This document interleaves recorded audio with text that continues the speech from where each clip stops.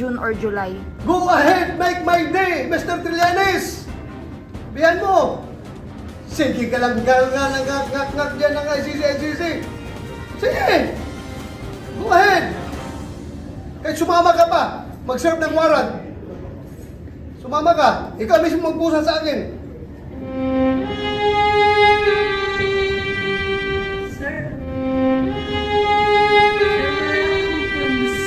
Kasi makinig kayo. Hindi na function ng office ko yan. Kasi nga, lumipat na ako sa Office of the Ombudsman.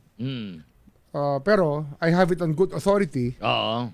Kasi public interest Tama, tama. program to, that the ICC has issued a warrant against Senator Bato de la Rosa. The ICC has issued a warrant against Senator Bato de la Rosa. That the ICC has issued a warrant against Senator Bato de la Rosa. Against Senator Bato de la Rosa. Warrant of arrest. Warrant of arrest. Warrant of arrest. Warrant At yan, ICC to, no? International Criminal Court, no? Ombudsman, sinasabi mo nga, kahit na wala na yan sa iyong current jurisdiction as ombudsman, di ba ito ay public interest? So yan ba ay confirmed na, Ombudsman? I think so. I would say so. Na I have it in good authority. Oo. Na may nakipag-usap sa akin kanina. Na kaya na-late ako, may binarita lang sa akin. Nagtrabaho ka muna. Oo. Trabaho muna. So paano ba? Hindi, kasi ano yan ngayon, ang proseso kasi niyan, Oo. bago na kasi nung October 1, naglabas na ng new rules on extradition Supreme Court. Supreme Court, okay. So this is an extradition issue. Extraditable. Extraditable offense. Oo. Kasi I remember recently yata. Ang tawag dyan kay Senator Bato would be an extradite. Extradite. Merong parang may inisyong guidance ba o decision o Hindi, rules. Rules ng yung Supreme Court tungkol diba? dito. Tungkol dito. Para malinaw na lahat. On extradition cases. So ito papatak as an extradition case. Yun ang lalabas dyan. At the government to be able to implement this, dapat sundin yung nasa guidelines Na ng bago. Supreme Court. Bago. Na bago. Kasi nga, hindi na tayo member ng Rome Statute. Oo. Wala na tayong treaty with the ICC. Yes. Although we respect the ICC as Was a a body. legitimate foreign court. Oo. Yan, magre-request nga sila ng extradition. Doon na tayo papunta. So ano naman Ang mangyayari dyan, they will have to file it with the DOJ through the Office of the Chief State Counsel. Sila ang mag-uusap and the Solicitor General will be called to represent the government. Meaning ICC. ICC will be the one filing. Filing. Ano ang tawag ICC. doon kung extradite? Email request yan eh. Email request. Kung So, extradite si Senator requesting party. yung requesting party. ICC. ICC ang requesting ICC. party. So they will have to pass dun sa mga channels Guidelines, yung guidelines, yung based rules. on the guidelines and rules recently issued by the Supreme Court. Supreme Court. Ayun. Ngayon, ang tanong ko naman, siyempre, di ba, just to be ano naman ang legal na mga proseso pwedeng sundin ni Senator Bato? Yung Siyempre, Supreme Court. he will have to, he will also have to follow the rules. Oo. Basta may request sa kanya, Pwede niya i-contest. he will have to appear. Yeah. But he will have to appear. Okay. Oo. Hindi Para naman to yung defend his rights. hindi naman yung abrupt To na protect his rights. 'di ba, bigla siyang Hindi, arrestuin. may process, Hindi na may pwede yun. process. Dahil doon sa bagong Bagong rules ng Supreme Court. kinlarify ng Supreme Court. So kailangan ng sundin yung mga 'yon.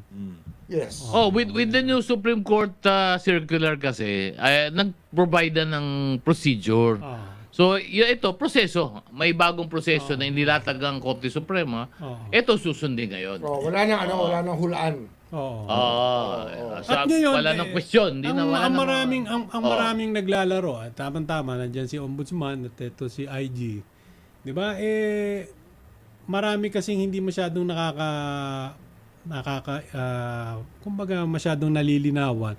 Doon sa hindi na tayo miyembro ng ICC pero pwede pa ding mag-request yung ICC ng gano'n. Bakit pa po pwede yung gano'n?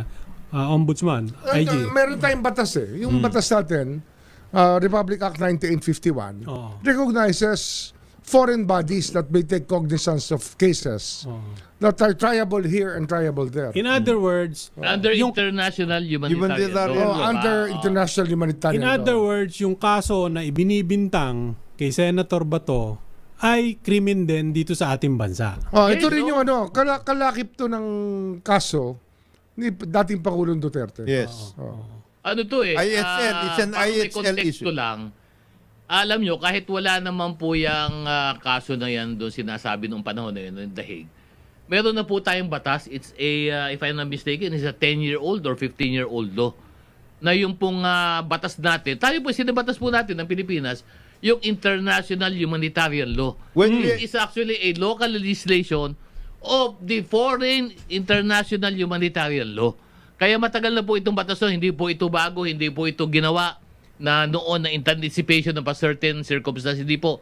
Matagal na po itong batas na ipinatutupad dapat. Number one, kasi we are a member of the United Nations. Yun nga. The United Nations has a UN Human Rights Commission.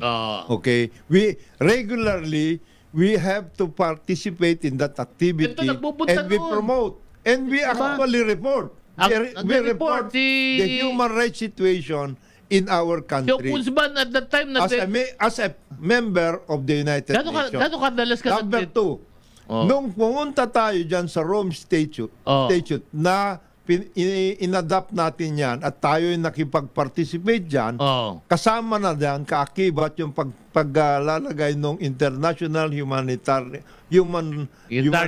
Rights Humanitarian IHL. Ayun. Kasama yun. Ang naging problema lang, kasi nga, nung nag-withdraw tayo sa Rome Statute, hindi natin ni-repeal Yung IHL. yung batas on IHL. Yes. So it stands as good law Yes. in our Oo. country. And ako personally, we cannot because tama yung sabi nga with ni Kong Jonat, as members of the United Nations, we are bound to implement that international humanitarian law. Yes. Regardless of whether andyan ang ICC o wala. not. Wala. Kasi required tayo as a good member a member in good standing Otherwise, of the yayarin United tayo dyan. Nations. Hindi talaga pa. Kasi ano yun pundasyon po ng human rights yung international humanitarian law. Pundasyon po yan. Yan po yung nagbubuhay doon sa ating human rights Tsaka nagpapatibay. advocacy.